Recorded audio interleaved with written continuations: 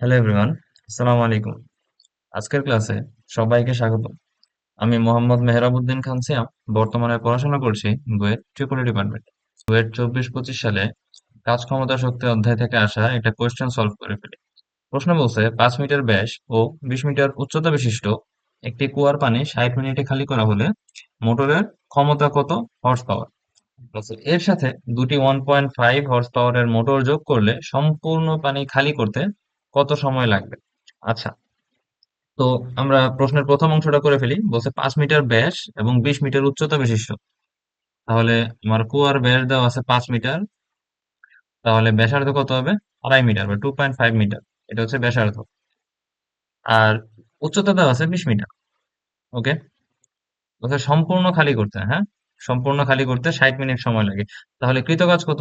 W equals to M G H prime, যেখানে M হচ্ছে যতটুকু পানি বের করা হয়েছে তার ভর, এবং এইচ প্রাইম হচ্ছে ওই পানিটার গড় সরণ বা ভর কেন্দ্রের সরণ। তাহলে সম্পূর্ণ পানি খালি করছে, তাহলে পানির ভর কেন্দ্র এই জায়গায়, ভর কেন্দ্রের সরণ হচ্ছে h/2। এটা আমরা সবাই আগে থেকেই জানি। ঠিক আছে, তাহলে এম এম সমান কি? যতটুকু পানি খালি খালি করা হয়েছে, তাহলে M equals to rho into V. Rho হচ্ছে 1000, আর যে পানি বের করা হয়েছে তার আয়তন কত? পাই আর স্কোয়ার এইচ। তাহলে পাই ইন্টু 2.5 স্কোয়ার, এইচ হচ্ছে 20 মিটার। সো এটা যদি হিসাব করি, এটা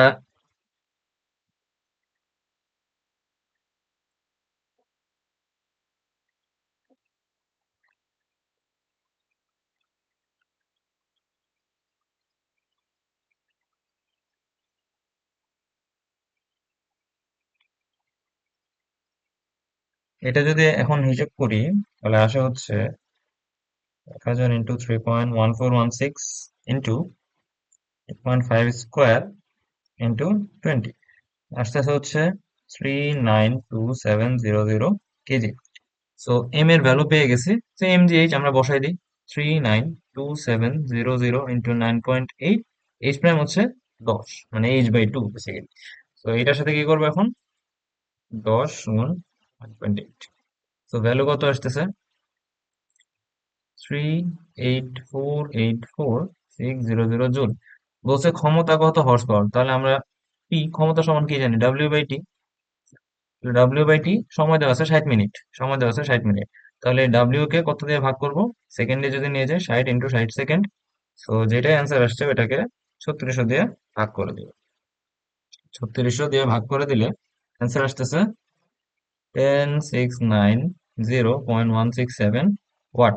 তাহলে হর্স পাওয়ারে যদি নিয়ে যাই, 746 দিয়ে ভাগ করে দিব। অ্যান্সার ডিভাইডেড বাই যেটা অ্যান্সার পাইছি, সেটাকে 746 দিয়ে ভাগ করে দিব। তাহলে 10690.167 ডিভাইডেড বাই 746 আসতেছে হচ্ছে 14.33 হর্স পাওয়ার। তো প্রথম প্রশ্নের অ্যান্সার হয়ে গেছে। বলছে মোটরের ক্ষমতা কত এইচপি। তো এরপরে বলছে এর সাথে দুটি 1.5 হর্স পাওয়ারের মোটর যোগ করলে সম্পূর্ণ পানি খালি করতে কত সময় লাগবে। আচ্ছা, আমরা মোটরের ক্ষমতা কত পাইলাম? 14.33 এইচপি, তাই না? এখন আরো দুইটা নতুন মোটর যুক্ত করা হয়েছে যাদের ক্ষমতা হচ্ছে 1.5 হর্স পাওয়ার। তাহলে এখন সবগুলা মোটর মিলে মোট ক্ষমতা কত? P total. আগের 14.33 আছে, আর এখন দুইটা 1.5 হর্স পাওয়ার আমি অ্যাড করলাম, তাহলে 2 ইন্টু 1.5। তাহলে হিসাব করলে কত আসবে? 17.33 এইচপি। এখন মোট ক্ষমতা হচ্ছে 17.33 এইচপি। তাহলে এখন এই ক্ষমতার মোটর একই কাজে কিন্তু করবে, এই সম্পূর্ণ পানি খালি করতে একই কাজই করতে হবে। তো কাজের পরিমাণ একই থাকবে। তাহলে এখন সময় কত আসবে? P total equals to ডাব্লিউ/টি।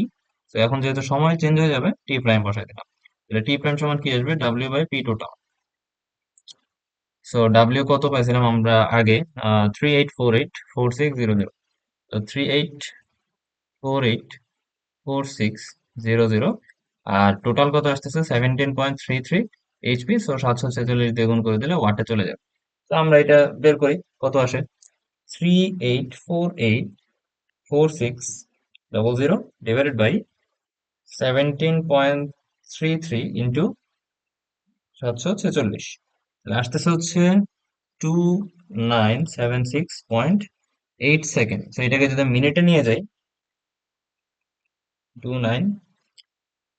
76.87 divide by 60, চলে আসছে 49.6 মিনিট। অর্থাৎ আগে যে ক্ষমতার মোটর ছিল সেটা ছিল 14.33 হর্স পাওয়ার, এই কারণে সময় লাগতেছিল 60 মিনিট। আর এখন নতুন ক্ষমতা হয়ে গেছে 17.33 হর্স পাওয়ার, অর্থাৎ ওই যে মোটর আমরা আরো দুইটা যোগ করছি, তো টোটাল ক্ষমতা যেহেতু বেড়ে গেছে, আমার এখন কাজ করতে সময়ও কম লাগবে। একই কাজ করতে আগে 60 মিনিট সময় লাগতো, এখন একই কাজ করতে 49.6 মিনিট বা 50 মিনিটের কাছাকাছি সময় লাগে। তো হোপফুলি আমরা এই ম্যাথটা বুঝতে পারছি। তো আজকে এই পর্যন্তই। আল্লাহ হাফেজ। আসসালামু আলাইকুম।